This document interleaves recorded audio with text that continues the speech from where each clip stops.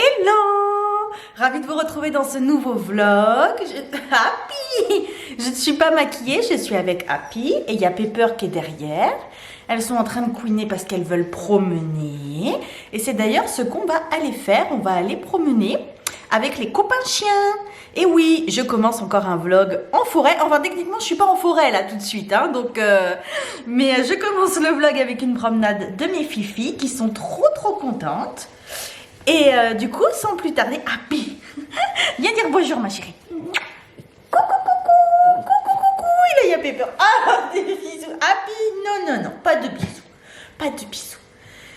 Et du coup, oui, je sais plus ce que je disais. Ah oui, je sais plus ce que je disais. Du coup, je sais plus ce que je disais, mais oui, on va y aller. On va aller promener un petit peu. J'ai rendez-vous avec les copains chiens. J'ai des poils de Happy partout maintenant. C'est affreux, ça s'est collé à ma crème solaire. Et du coup, bah allez, c'est parti.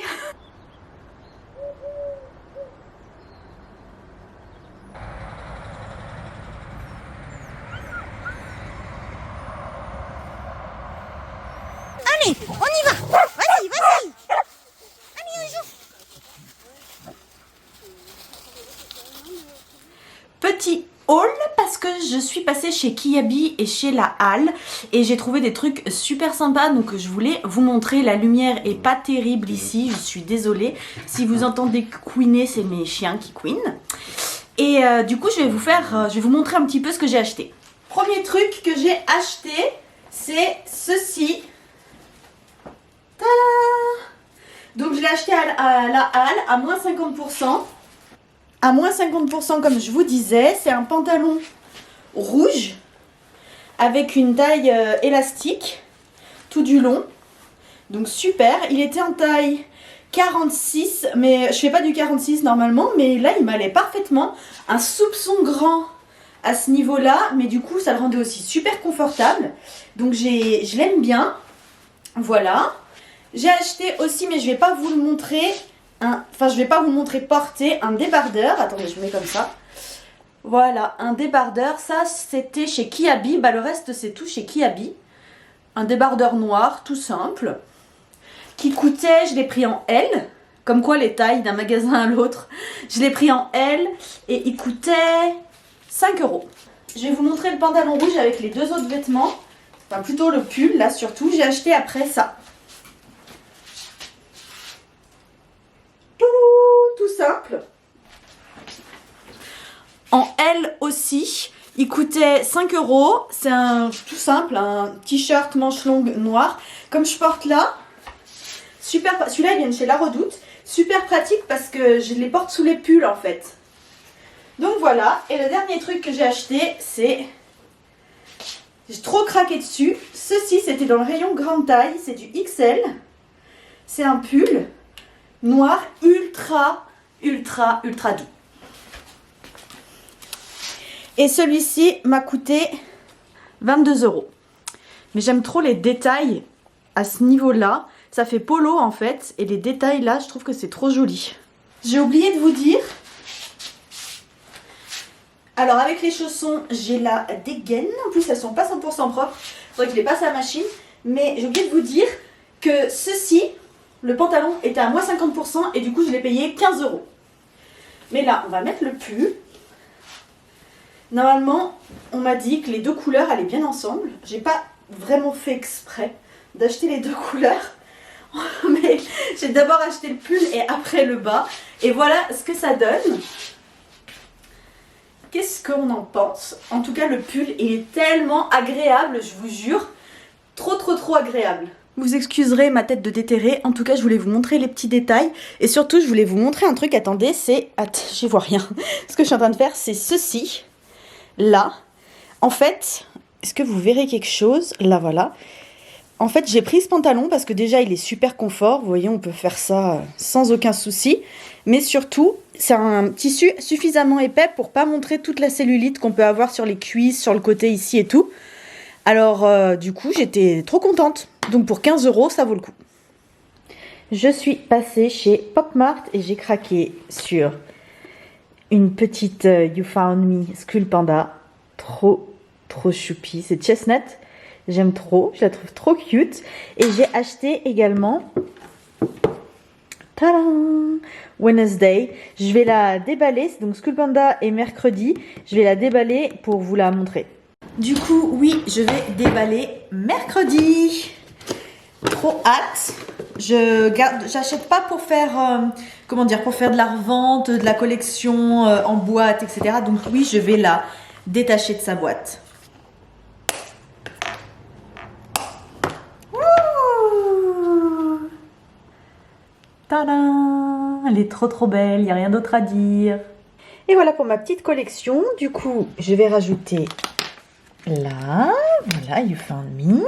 Et il va falloir que je puisse rajouter Chestnut, que je pense que je vais mettre là. Et mercredi, que je vais mettre là, je pense. Alors, il y a juste celle-ci qui n'est pas une vraie Skull Panda. En fait, je l'avais eue sur Vinted.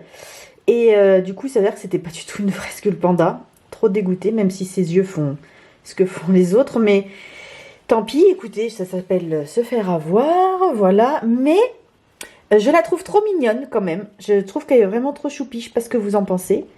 Trop chou. Après, malheureusement, c'est pas une vraie. Alors là, je suis un peu dégoûtée, mais bon, c'est comme ça.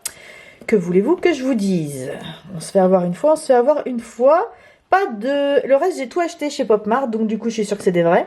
Dont le petit là, qui, je sais, est incroyable. C'est un vrai. Et oui, je l'ai eu dans ma première boîte ever de Pop Mart. Donc vraiment, le gros coup de chance, il est trop choupi. Sinon, du coup, je vais vous montrer ce que je suis en train de lire en ce moment parce que j'ai terminé le livre que je vous présentais dans le dernier vlog. Et en ce moment, je lis ceci. Ça ne vous dira absolument rien avec cette jaquette. Je vais vous montrer l'autre.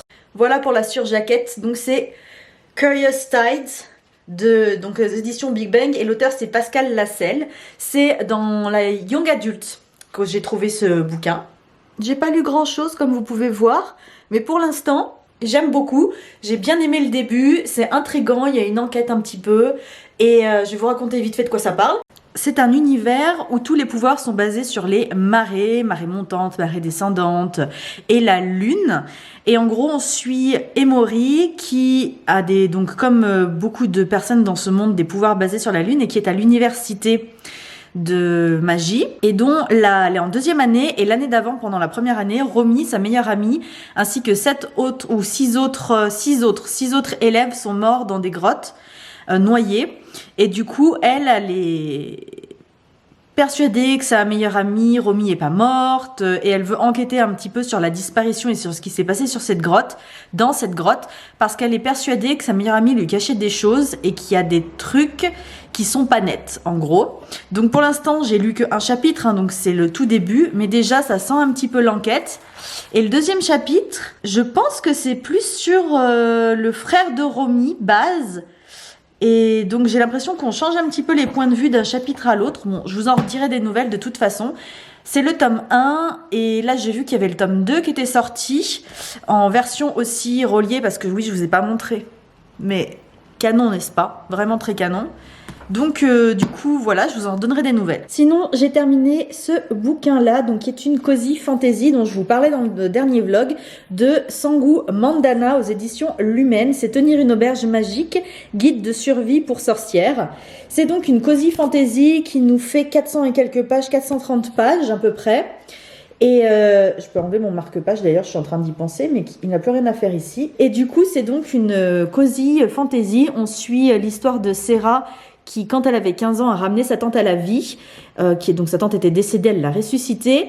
Et elle a perdu ses pouvoirs au passage, du moins une grande partie de ses pouvoirs. Et en fait, c'est toute l'histoire, comment 15 ans plus tard, elle part en quête pour essayer de retrouver ses pouvoirs. Donc, trouver une formule magique qui l'aiderait, trouver les ingrédients pour la potion, etc.